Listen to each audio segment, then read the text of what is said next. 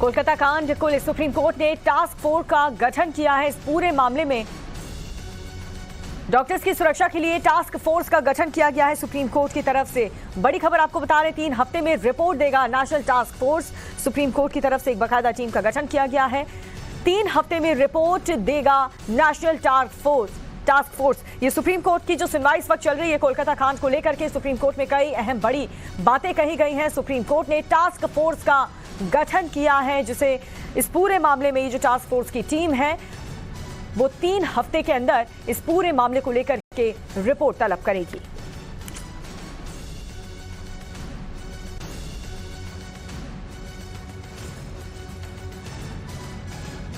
सीधा हमारे सहयोगी गौरव इस वक्त हमारे साथ जुड़ चुके हैं। गौरव ज्यादा जानकारी के साथ हमारे साथ जुड़ चुके हैं। गौरव, सुप्रीम कोर्ट की सुनवाई में और क्या क्या बड़ी बातें कही गई हैं? एक तरफ हम देख रहे हैं कि पश्चिम बंगाल में जो लॉ एंड ऑर्डर है उसको लेकर के तो फटकार लगाई, लेकिन इसके अलावा और क्या बड़े फैसले लिए गए?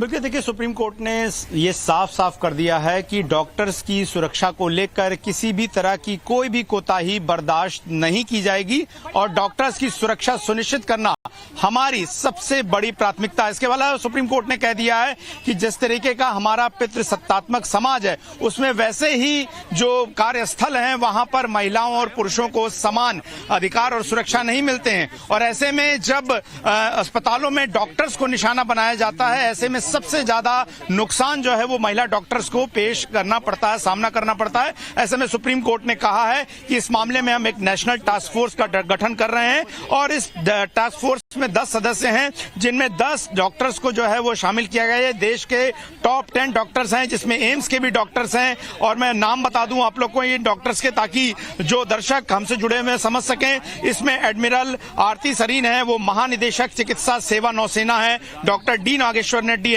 डॉक्टर एम श्रीनिवासन, वो एम्स दिल्ली निदेशक हैं। डॉक्टर प्रतिमा मूर्ति जो हैं वो बेंगलोर की डॉक्टर हैं। डॉक्टर गोवर्धन दत्तपुरी एम्स जोधपुर से हैं। डॉक्टर सौमित्रा रावत, सदस्य गंगाराम हॉस्पिटल।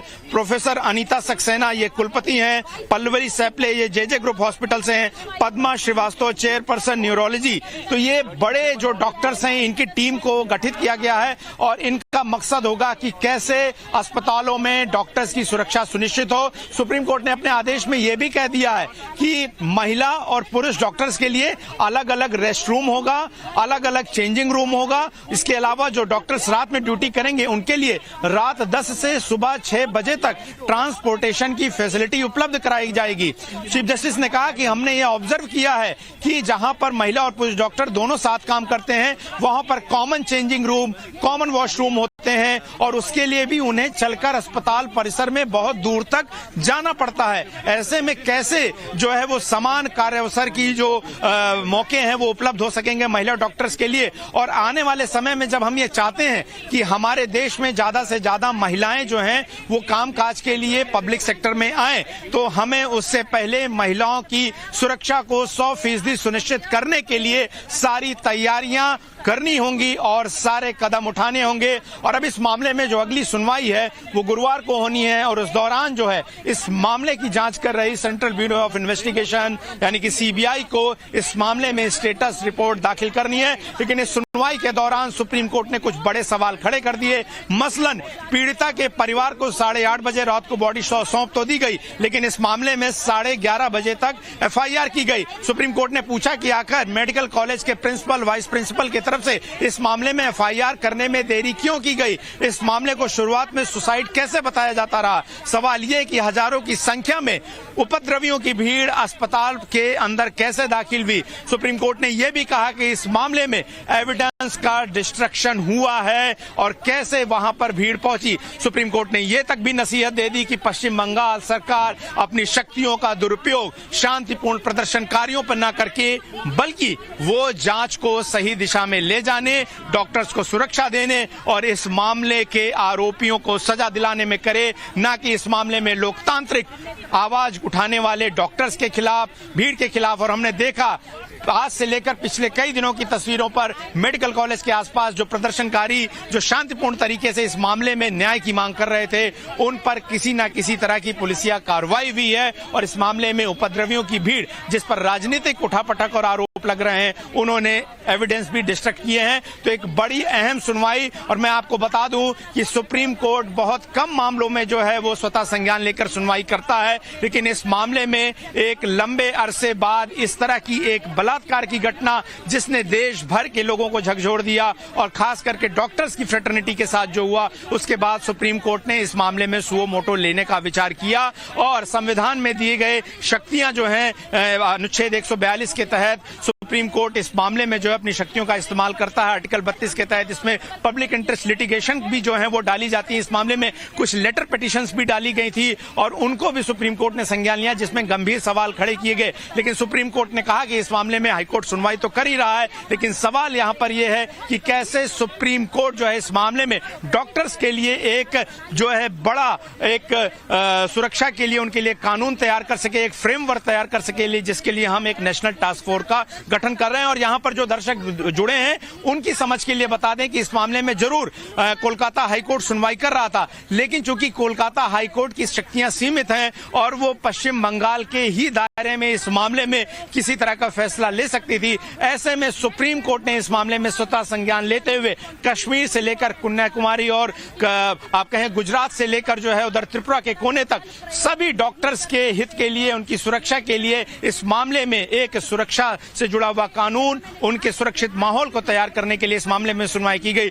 लेकिन इस दौरान जो गंभीर सवाल पश्चिम बंगाल सरकार, पश्चिम बंगाल की सरकार की कार्यशैली और ममता बनर्जी की सरकार पर खड़े हुए हैं, जाहिर तौर पर वो उन्हें आने वाले समय में भारी पड़ने वाले हैं। और हमने देखा कि किस तरह से आनन फानन में पश्चिम बंगाल सरकार ने मेडिकल कॉलेज प्रिंसिपल के खिलाफ जो है वो प्रिवेंशन ऑफ करप्शन एक्ट के तहत मुकदमा दर्ज करके जांच तो शुरू कर दी, लेकिन इस मामले में लीपापोती की कोशिश हुई है। इस बात को सुप्रीम कोर्ट के मुख्य न्यायाधीश स्पष्ट तौर पर कह रहे हैं, चाहे पश्चिम बंगाल सरकार के वकील, वरिष्ठ वकील कपिल सिब्बल लाख ना नुकुर कर लें, तमाम दलीलें दे लें, लेकिन सुप्रीम कोर्ट ने अपने एक स्पष्ट आदेश में यह कह दिया है कि न सिर्फ एविडेंस डिस्ट्रक्शन की कोशिश हुई, बल्कि इस मामले में पश्चिम बंगाल सरकार ने लीपापोती की पूरी कोशिश की है। टास्क फोर्स को 2 महीने के अंदर जो रिपोर्ट सौंपनी है गौरव, उसमें हम क्या देख सकते हैं कि कैसे तुरंत ही अस्पतालों में, जितने भी अस्पताल हैं जहां पर भी जो महिलाएं डॉक्टर्स हैं वो नाइट शिफ्ट में दिन रात काम करती हैं, उनकी सुरक्षा को लेकर के हम क्या बड़े बदलाव अभी से देख पाएंगे?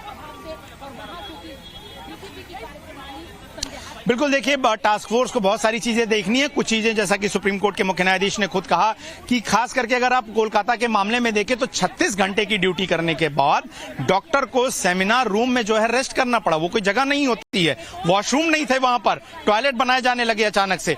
महिला डॉक्टर्स की सुरक्षा सुनिश्चित हो ताकि ज्यादा से ज्यादा सरकारी स्वास्थ्य सुविधाओं में महिला डॉक्टर्स आ सकें, वो समान रूप से सुरक्षित महसूस कर सकें और पितृसत्तात्मक समाज की तमाम कुरीतियों को आगे ढकेलते हुए वो जो है वहां पर काम कर सकें, इसके लिए तैयारियां की जाएं। उनके वर्क आवर्स को लेकर जो है जाहिर तौर पर चर्चा होगी कि 36 घंटे क्या कोई डॉक्टर्स ड्यूटी करेगा। सवाल ये कि क्या उन्हें रात में पिक एंड ड्रॉप की फैसिलिटीज नहीं मिलेगी। निर्भया मामले के बाद ये हुआ कि किस तरह से महिला कर्मचारियों को पिक ड्रॉप देना है, उसके लिए बाकायदा एसओपी बनाई गई, कानून तैयार की गए, लेकिन महिला डॉक्टर्स को क्यों छोड़ दिया गया?